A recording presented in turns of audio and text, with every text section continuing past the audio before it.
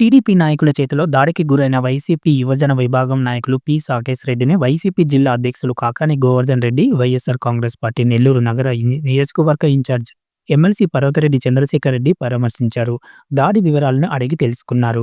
సాకేశ్ రెడ్డిపై జరిగిన దాడి హేయమైన చర్య అని, ప్రజాస్వామ్యంలో ఇలాంటి దాడులు సరికాదని, దీనిపై వైఎస్ఆర్ కాంగ్రెస్ పార్టీ న్యాయ పోరాటం చేస్తుందని వారు తెలిపారు. ఈ యొక్క కార్యక్రమంలో వైఎస్ఆర్ కాంగ్రెస్ పార్టీ కార్పొరేటర్లు కరీముల్లా, నీలి రాఘవరావు, కామాక్షి దేవి, జయలక్ష్మి, నాయకులు కోటేశ్వర్ రెడ్డి, మల్లి నిర్మల, విద్యార్థి భాగం నాయకులు శేషసాయి తదితరులు పాల్గొన్నారు.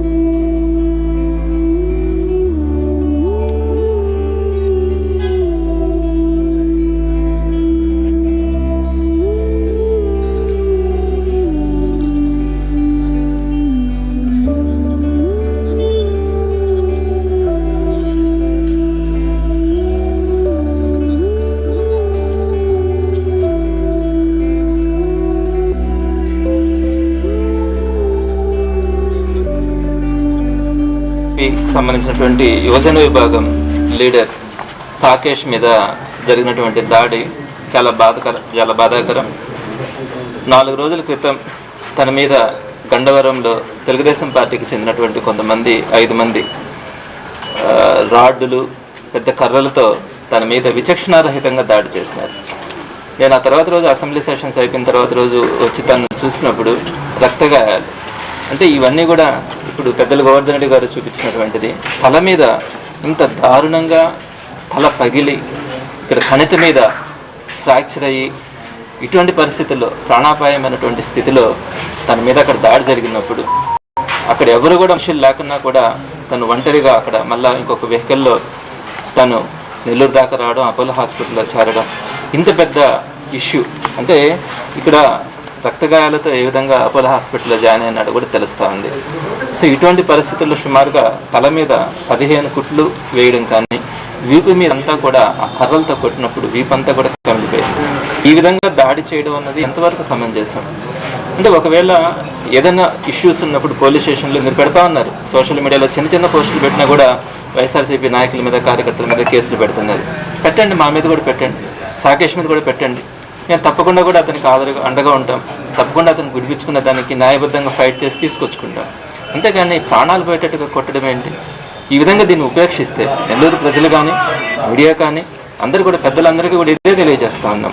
ఈ విధంగా ప్రాణాలు పోయేటట్టుగా కొడితే రేపొద్దున ఆ విధంగా వీళ్ళకి అలవాటు అయిపోతే, ఈరోజు మనం దీన్ని ఎవరు కూడా ఖండించకుండా, ప్రజలంతా కూడా దీని మీద ఇటువంటి చర్యల్ని ఖండించకపోతే రేపొద్దున అలవాటు అయిపోతుంది వాళ్ళకి. ఎక్కడైనా చూసామా?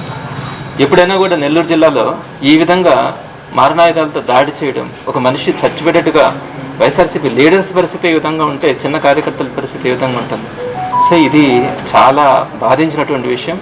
తప్పకుండా పెద్దలు గోవర్ధన్ రెడ్డి గారు చెప్పినట్టుగా సాకేష్కి సంబంధించి ఎట్లాంటి పరిస్థితుల్లో కూడా ఆ అబ్బాయికి పూర్తిగా అండగా ఉండడం కానీ, దానికి సంబంధించినటువంటి లీగల్ ఇష్యూస్ కానీ, పోలీస్ ఇష్యూస్ కానీ అన్నిటినీ కూడా తీసుకోవడం, తనకి ఎలాంటి ఇబ్బంది రాకుండా, అదేవిధంగా వైఎస్ఆర్సీపీకి సంబంధించినటువంటి ఏ లీడర్కి కానీ, ఏ కార్యకర్త జోలికి కానీ తెలుగుదేశం వాళ్ళు వచ్చి ఇటువంటి పరిస్థితులు కానీ తీసుకెళ్తే రాబోయే రోజుల్లో ఇప్పటికే 6 నెలలకే ప్రజల్లో ఒక గబ్బు పెట్టారు.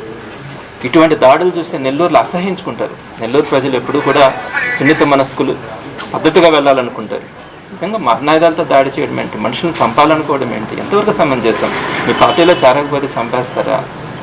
అవకాశం ఉన్నటువంటి వ్యక్తి, ఇటువంటి వ్యక్తి తన పొలం పనులు చూడడానికి కొడలూరు మండలంలో ఉన్నటువంటి గన్నవరం గ్రామానికి వెళ్తే అక్కడ పాపం 5 మంది, 4 చుట్టుముట్టి అతి దారుణంగా, కిరాతకంగా సాకేష్ మీద దాడి చేయడం జరిగింది. ఈ ఫోటోలు చూస్తేనే హృదయ విదారకమైనటువంటి ఫోటోలు. పాపం దాడి ఏ స్థాయిలో జరిగింది అనేటువంటి దాని మీద ఈరోజు వచ్చి చూస్తే నిజంగా ఇవి మానవ మృగాలా తెలియనటువంటి పరిస్థితి. దాడి చేసినటువంటి వ్యక్తులు ఎంత పెద్ద పదాలు వాడినా సరే అవి చిన్నవే. ఒంటి నిండా ఇప్పటికీ పాపం కమిలినటువంటి గాయాలు ఉన్నాయి. కుడి చెయ్యి 2 దగ్గరలా ఫ్రాక్చర్ అయింది, దానికి ఈరోజు కట్టుకట్టి ఈరోజు అది. దానితో పాటు పాపం తల మీద 15 కుట్లు పడ్డాయి. తల మీద 15 కుట్లు పడితే తీవ్రంగా దాడి చేస్తే, హతమార్చేందుకు ప్రయత్నం చేస్తే దానికి సంబంధించి పోలీసులు వేసినటువంటి సెక్షన్లు 324. అంటే ఇక మనిషి చనిపోయినా, మనిషిని చంపేసినా దాడి చేసి తెలుగుదేశం పార్టీకి సంబంధించినటువంటి వాళ్ళు, వైఎస్ఆర్ కాంగ్రెస్ పార్టీ వాళ్ళని చంపేసినా ఇటువంటి సెక్షన్లు ఏ విధంగా ఉంటాయనేటువంటిది ఈరోజు మనం ప్రత్యేకంగా చెప్పాల్సినటువంటి పని లేదు. కాబట్టి ఈరోజు ఇంత దారుణమైనటువంటి దాడి జరిగితే కేవలం తెలుగుదేశం పార్టీ నాయకులకు సరెండర్ కాలేదని, తెలుగుదేశం పార్టీ నాయకులకి జీ హుజూర్ అనలేదని, తెలుగుదేశం పార్టీ నాయకుల దగ్గరికి వెళ్ళి మోకరెళ్ళలేదని మేము ఈ విధంగా దాడులు చేస్తామని అంటే, దానికి సంబంధించినటువంటి పోలీసులు వంతపాడతా నీరు గార్చేటువంటి సెక్షన్లు వేస్తే, ఈరోజు జిల్లా ఎస్పీ గారికి ఒకటే చెప్తున్నాం, జరిగినటువంటి పొరపాటును సవరించండి. ఎవరైతే కొడవలూరు సిఐగా పనిచేసినటువంటి సురేంద్రబాబు ఎవరైతే ఈరోజు వెళ్ళి అయ్యా మాకు ప్రాణహాని ఉంది, మా మీద దాడి జరిగేటువంటి అవకాశం ఉంది అని చెప్పి పాపం వెళితే వాళ్ళని బూతులు తిట్టినటువంటి పరిస్థితి. కాబట్టి వెంటనే ఆ సిఐ మీద విచారణ జరిపించండి, సిఐ మీద చర్యలు తీసుకోండి. దానితో పాటు ఉన్నటువంటి సెక్షన్లు ఆల్టర్ చేయకపోతే అటు ఆ సిఐ మీద ప్రైవేట్ కేసు వేస్తాం, అదేవిధంగా జరిగినటువంటి ఘటనలకు సంబంధించినటువంటి ఖచ్చితంగా కేసులు వేసేటువంటి విధంగా కోర్టును ఆశ్రయించడం జరుగుతుంది. అందరూ గుర్తుంచుకోవాల్సింది, ఎవ్వరం గడిచి బతికినటువంటి వాళ్ళం లేమి సమాజంలో.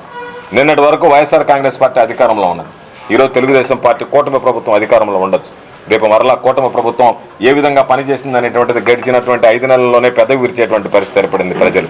కాబట్టి అటువంటి పరిస్థితిలో ఈరోజు మరలా వైఎస్ఆర్ కాంగ్రెస్ పార్టీ ప్రభుత్వం ఏర్పడిన తర్వాత ఈ దాడి చేసినటువంటి వ్యక్తులను విడిచిపెట్టడం, దాడి చేసినటువంటి వ్యక్తులకు వంతపాడినటువంటి పోలీసు అధికారులను విడిచిపెట్టడం. కాబట్టి మేమందరం జిల్లా ఎస్పీ గారి దగ్గరికి వెళ్ళి, జిల్లా ఎస్పీ గారిని ఆ రోజు కార్యాలయాన్ని ముట్టడించే లోపలే దీనికి సంబంధించినటువంటి ఏదైతే న్యాయపరమైనటువంటి సెక్షన్లు ఉంటాయో వాటి ప్రకారం వేసి చర్యలు తీసుకోవాల్సిందిగా డిమాండ్ చేస్తున్నాం. వైఎస్ఆర్ కాంగ్రెస్ పార్టీ మరెన్నో వీడియోల కోసం మా ఛానల్ ని సబ్స్క్రైబ్ చేసుకుని పక్కనే ఉన్న బెల్ ఐకాన్ ని క్లిక్ చేసి యాక్టివేట్ చేసుకోండి.